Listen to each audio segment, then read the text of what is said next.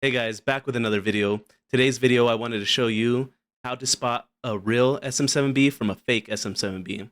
There are four main things that we're going to look at today and a few other little details that I'm sure will help you figure out if you have a genuine Shure SM7B or a fake. So let's get right into it.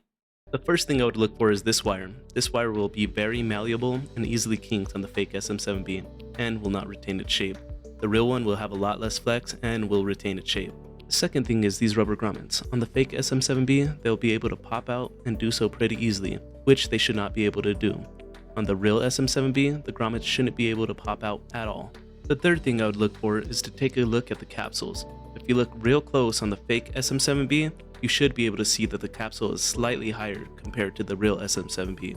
On mine specifically, the difference is very hard to notice as they are very close in height, but the fake is still slightly higher.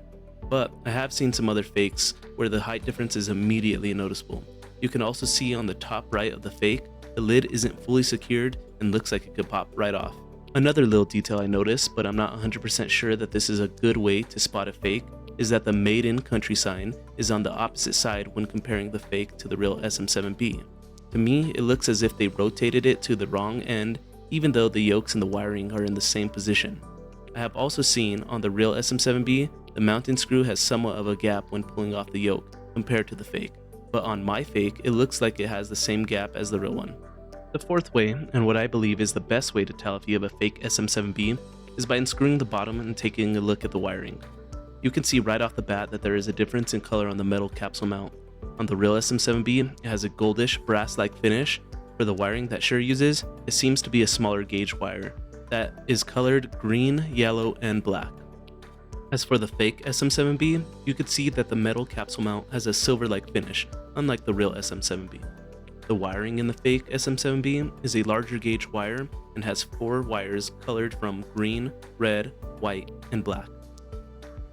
Another little detail I forgot to mention was when opening the backplate on the real SM7B, you can see that the backplate has beveled screw holes.